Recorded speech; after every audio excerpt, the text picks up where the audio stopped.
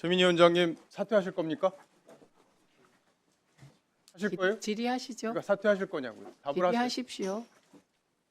사퇴 안 하실 지금 겁니까? 국감 중이니까 예, 뭐 사퇴한다고 하면 질의하십시오. 최민희 위원장이 아니겠죠. 저는 최민희 위원장을 과방위원장으로 인정하지 않겠습니다. 앞으로는 최민희 위원장을 최민희 의원이라고 부르겠습니다. 지금까지 국민들에게 많은 상처를 주고도 반성하지 않고 저렇게 자리를 지키고 있는 건 정말 후한무치하다고 생각합니다. 지금부터 제가 최민희 의원의 18가지 잘못을 정리해 드리겠습니다. 첫 번째, 무엇보다 국감 기간에 그것도 국회에서 결혼식을 올렸다는 점. 최민희 의원이 존경한다는 노무현 전 대통령은 당선인 시절에 조용하게 딸 혼사를 치른 것 여러분들 기억하실 겁니다. 노 전 대통령을 본인이 거론하는 바람에 사위인 곽상원 의원으로부터 개인의 이익을 위한 역장수 마음이 노무현 정신이 아니다, 이런 비아냥까지 받았습니다. 두 번째, 딸 결혼식 사실이 최초 보도된 게 9월 25일입니다. 결혼식이 열린 10월 19일까지 무려 25일의 기간이 있었음에도 불구하고 피감기관이나 과방위 관련 단체에 화환이나 축의금을 사양한다는 안내를 하지 않았습니다. 그리고 딸에게 화환 받지 말라, 말하지 못한 게 내 잘못이다, 이렇게 발언했는데 혼주인 본인의 잘못을 딸에게 전가시키는 후한무치한 변명이라고 생각합니다. 세 번째, 이 사전 조치를 못했더라도 결혼식 당일에 얼마든지 기간의 화환과 축의금을 돌려보낼 수 있었습니다. 그러나 아무 조치도 취하지 않았고 결과적으로 화환과 축의금 행렬이 이어졌습니다. 결혼식에 왔던 한 관계자 저하고 이런 얘기를 했습니다. 봉투를 내가 준비해 가긴 했는데 바보가 아닌 다음에 그 봉투를 받겠냐, 이렇게 생각을 했었다.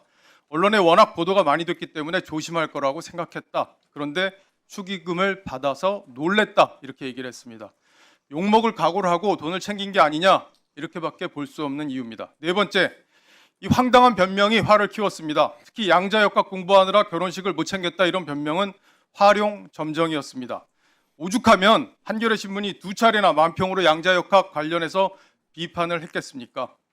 솔직하게 반성하고 뉘우치는 모습을 보였다면 이 지경까지 오지 않았을 거라고 생각합니다.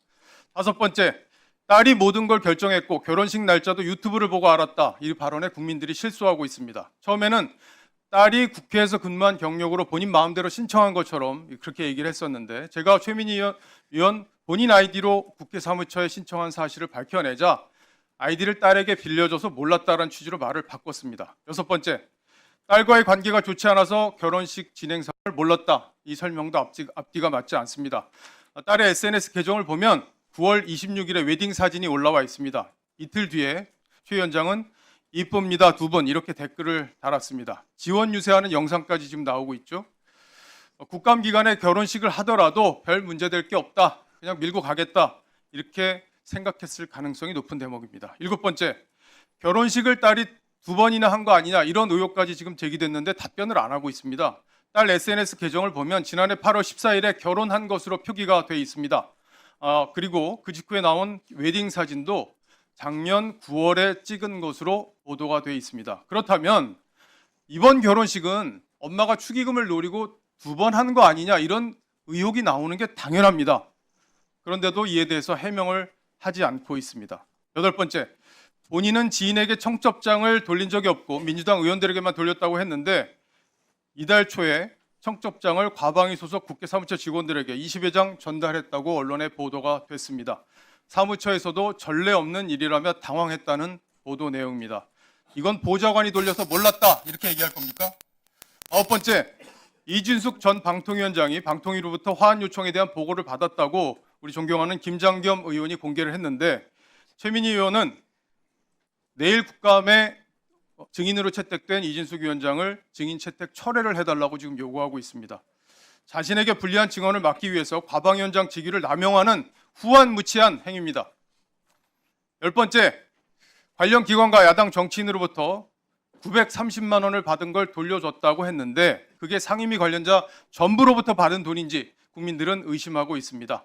축의금 내역을 다 공개하지 않는다면 국민들은 이렇게 생각할 겁니다. 문제가 될 만한 돈만 돌려준 거 아니냐?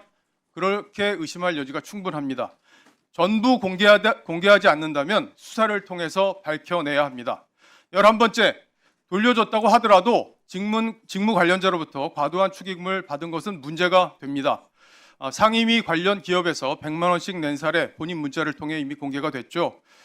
대법원이 과도한 축의금을 뇌물로 판단한 2013년 판례가 있는 만큼 이번 사건은 뇌물죄로 수사하는 게 마땅합니다. 12번째, 축의금 반환을 보좌관에게 시킨 것도 문제입니다. 강선우 여성가족부 장관 후보자가 보좌관에게 사적 업무를 시켜서 낙마한 게 불과 몇 달 전 일입니다. 권력에 취해서 앞뒤 안 가린 행태를 보여주는 것으로 볼 수밖에 없습니다.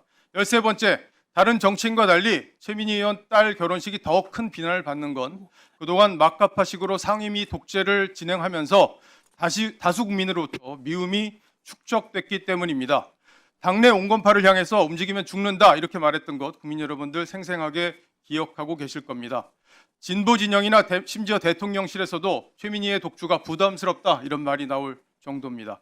미디어 오늘까지 사설로 사퇴를 요구하고 있습니다. 14번째, MBC에서 보도본부장을 퇴장시킨 일, 그것도 자신과 관련된 보도를 문제 삼았던 일, 이것은 이재명 정부의 극적인 언론 탄압 장면으로 기록될 것입니다.